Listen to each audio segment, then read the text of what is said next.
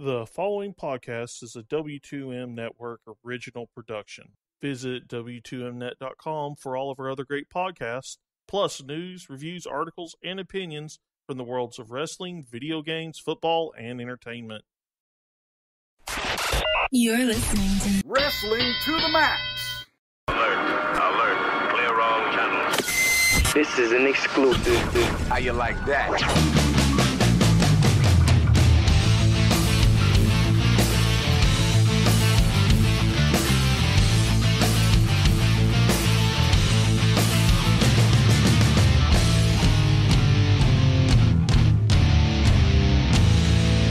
And your hosts, Gary Vaughn, Sean Garmer, and Paul Leazar.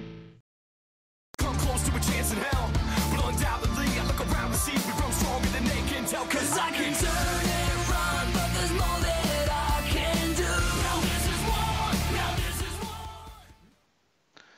Hello and welcome to the Wrestling to the Max WWE 205 Live review for January 10, 2017. And I am your host, Sean Garmer. With me here, Mr. Paul Leazar. Heyo. Well, Paul, the big story going in is that story that has been sort of the comedy angle on Raw at times, and the thing that kind of, the sort of the big story, I guess, that is not wrestling related on 205 Live between Cedric Alexander, Alicia Fox, and Noam Dar. And it's all set up for a match on this show. They do have said match, and I thought it was a pretty good one. They have the story get involved here with Alicia Fox even protecting Cedric at one point because Noam Dar had worked on the arm so much that he was driving it into the steel steps. He was going to do that thing where you trap his arm and then kick the steel steps. He tried to go get a running start, and Alicia Fox got in the way. And then later on, Alicia Fox would turn the tables incidentally, or at least that's what we think. And she cost Cedric Alexander the win by helping Noam Dar get his foot on the rope, or kind of get out of the way of the moonsault that Cedric Alexander is going to do. Dar does his running knee strike and Zaguri thing. I really enjoyed the match, and afterwards you get Cedric Alexander saying that they are done because he's tired of losing matches, and Alicia Fox is costing him matches here. So he doesn't understand why she helped Noam Dar. And he's like, you know what? We're done here. You two deserve each other. And Alicia Fox kind of gives a half-hearted no. And then when she realizes that he's out of the room, she freaks out and has a total meltdown, screaming at the top of her lungs for Cedric Alexander to come back. And he does not. So, where does this rank as far as meltdowns go? Pretty low, I would say. I think Alicia is very capable of playing the character. We've seen her do some crazy stuff before, and I mean, it's believable at the very least. Maybe I just wasn't a fan of how they set it up, where she's just this half-hearted, no, you can't leave me. And then when he does, she wigs. I would have preferred her to throw the hissy fit and Cedric just walk out after that. I think that would have been much more telling of just how close Alicia was to snapping. I think the match was great, though. Noam's focus on the arm to work up to the arm bar that he never did quite get, but certainly played into the hatred angle, and Cedric was super aggressive in everything that he did. You knew Alicia was going to get involved. It's just a matter of when, and then when she does, it ends up costing Cedric another match, and maybe a big one, too. So I'm kind of looking forward to see how far this goes from here, honestly. Yeah, I am interested to see if, Alicia Fox is going to go crazy after Cedric. Is she going to decide to go with Dar? Is Dar just going to keep being creepy and turn her off, Mm-hmm. I wouldn't be surprised if now that she's I would assume that they're going to play the angle of, okay, well, now she's back to being crazy Alicia Fox. So she goes with Dar and some crazy stuff happens. I don't know. This is they can go various ways with this, which is interesting. Do you think them two together in sort of an act in the same vein as Miz and Maurice would work well for both of them? Yeah, I mean, they could even do without the stalker stuff, but they could do the Brittany and what's this God, Sam Shaw sort of thing, where she's like becomes obsessed with him or whatever, and perhaps Noam Dar finally gets out of his mold too. You never know. You never know what they could do, but I think it could work. I mean, why not, right? I mean, he's been chasing her all this time. Something's got to happen here. Right. I mean, besides this, they did a nice way to kind of keep that thing going, and they for the little time that they had, they tried to do a lot on this show. They also had Brian Kendrick come out, talk about how he was upset about the jury missing him after he came out and introduced himself and everything. So he says, well, if Tajiri can beat Sean Maluta, then I can beat Sean Maluta. He says, you won't even last 30 seconds with me. Well, it almost goes 5 minutes. I like the fact that Brian Kendrick's kind of having these open challenges or whatever, that he's just, hey, I'm Brian Kendrick. I should be beating you no matter what. Good stuff, I thought. I thought this was a good little story-based 5-minute match, right? You have Shawn trying to prove that he can sort of hang. Kendrick's trying to put him away quickly, and it ends up costing him nearly a couple of times, which I thought worked all well. And almost to the point that Shawn gets the win, he goes up and misses the frog splash and just eats the captain's hook. And he got busted open, right? I think so. Yeah. I swear I saw like blood coming from his face and everything. It's like, wow, he must have really hit that mat pretty hard. Mm-hmm.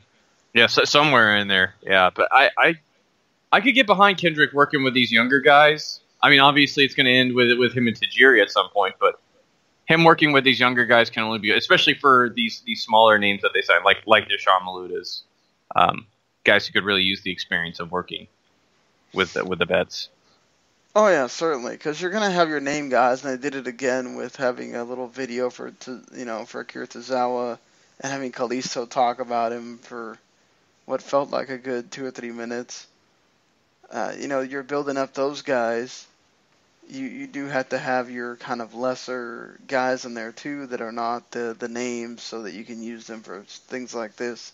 So I agree with you. I think Kendrick kind of having this little spot where he gets different guys until the jury comes back and they start to do something with it. I'm good on that. I'm so ready for Masqueraderada to show up on this show too. Yes, me too. I'm excited for both these guys to come in. It's going to be an interesting time to see what they, I do worry about. I mean, I'm assuming that Kyle O'Reilly probably may have talked to them about sort of his.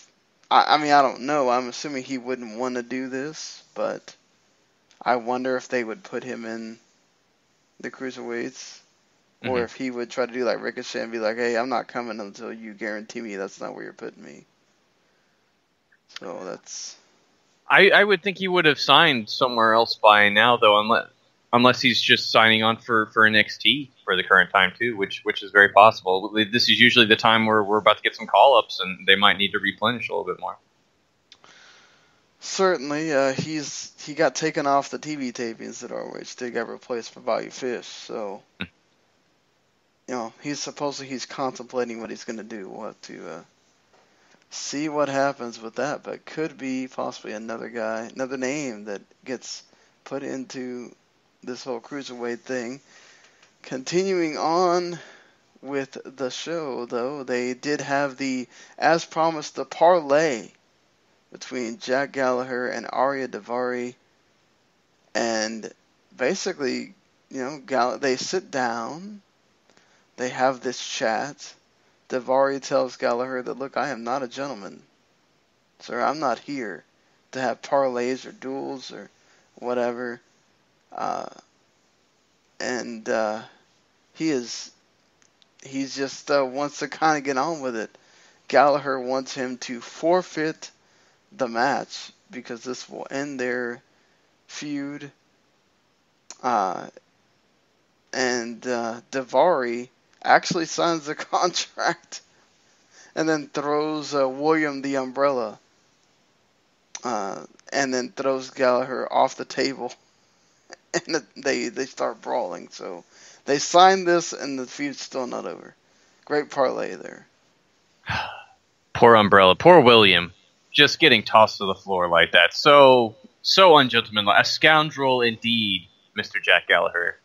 I love that they're calling it an I forfeit match, too. It's not I quit. It's I forfeit. You got to class it up however you can. Exactly. Oh, man. Going to the gimmick match that quickly already. I think it sort of helps you want to keep watching 205 Live, right? Because there's still, outside of maybe Swan and Gallagher and now Neville, I think they're still looking for some more breakaway stars to pad out the mid-card, and these sort of bigger matches like this, I think, could certainly help. Yeah, you want to make the cruiserweights feel like they're on that same level, right? So you don't want to restrict things, I think, like you would sometimes for NXT. Mm-hmm. These guys are definitely not developmental. So, I mean, some of them are. But, you're talking about the Sean Maludas and guys like that. Most of these guys know what they're doing at this point. You don't need to hamper them at all. Just start with the I-forfeit match and see what you get out of it. I think with Gallagher being as great as he is, that's going to be some entertaining stuff at least. How he gets Davari to forfeit. Yeah, and Neville doing all this talk of being kings. I think if Gallagher's next, there's a lot of great British jokes to be had coming our way. Yeah, certainly. And speaking of Mr. Neville, he does get involved post-match to this non-title match for Rich Swan and Tony Nese. Some good stuff here for Swan and Nese as Swan gets the Tiger Bomb and then goes and gets that big kick to knock Nese out and win. This makes him look good. For what's going to happen post-match, as basically Neville comes in. Swan talks and says, hey, look, this guy that keeps calling him keeps calling himself the king of cruiserweights. Well, I'm the cruiserweight champion here. This is my show. Neville takes umbrage with that. And pretty much they make a Royal Rumble cruiserweight championship match between Neville and Rich Swan. I mean, what a great big moment for these guys. The thing I think I'm most excited about is it's the Rumble, right? They're usually short on matches because the Royal Rumble is the main event. It takes up so much time. These guys could end up getting 12, 15 minutes of time to really work something. And if you want to talk about a platform to put this division over, I'm not seeing a better matchup right now than Swan Neville. Yeah, and these two have history, right? So it's going to be good stuff. Yeah, the Dragon Gate and the training that they brought up and all that good stuff. Yeah, just I'm really excited for this. How Neville's new or change in moveset is going to differ here with Rich Swan's flashiness. I really want to see where this goes and how they handle it till then. So kudos to them for booking this, and now the Cruiserweights do get a big platform for the Royal Rumble to hopefully shine on there and really carry them going into WrestleMania, and hopefully they get a big program. But overall, again, I feel like they're just hitting their stride with this 205 Live. It's another easy watch. All these things that they're kind of doing have a set storyline. Brian Kendrick's also got kind of involved into a storyline, so everything that you see on this show has some kind of meaning. They're not just out there just squashing jobbers or whatever. Right. So, I mean, what do you think?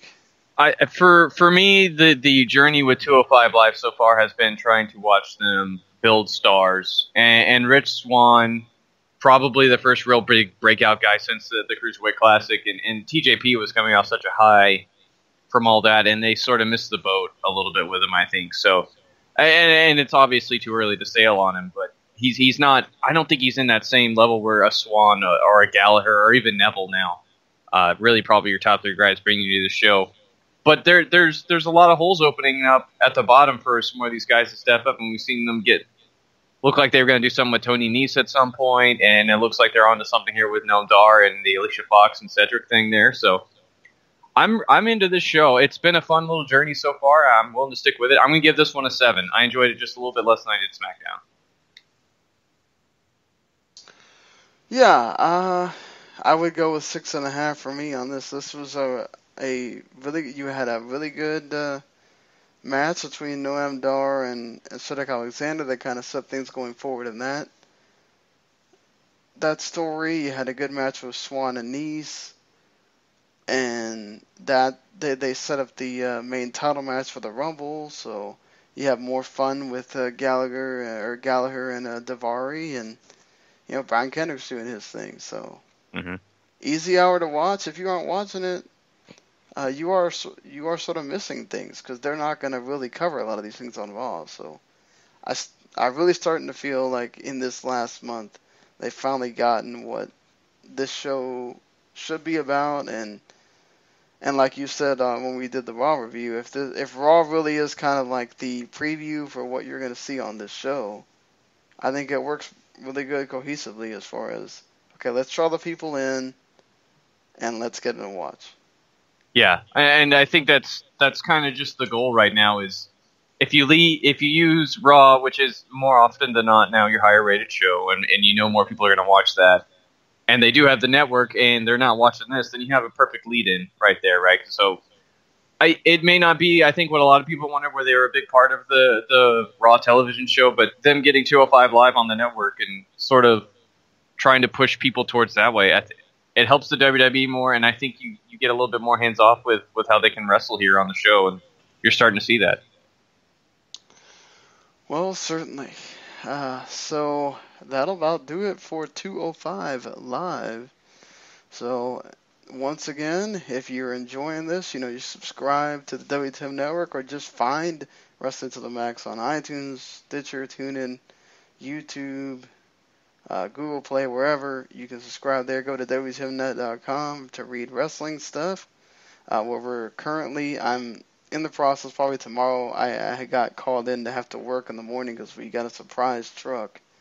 I was supposed to be off. I should be able to get the first of the top 50 matches of 2016 up there, and then be able to keep it going throughout the week. Some of these wrestling shows is hard to get pictures, so I've been trying to get those for some of these. But yeah, if not, you can check out other things that, if you're not just a wrestling fan, there's football stuff, there's video game stuff. The Nintendo Switch is about to have their big unveiling, so we're going to have a thing for that as well. So, all right, everybody, until next week, see you later, everyone. Take it easy, guys. The following podcast is a W2M Network original production. Visit W2Mnet.com for all of our other great podcasts, plus news, reviews, articles, and opinions from the worlds of wrestling, video games, football, and entertainment.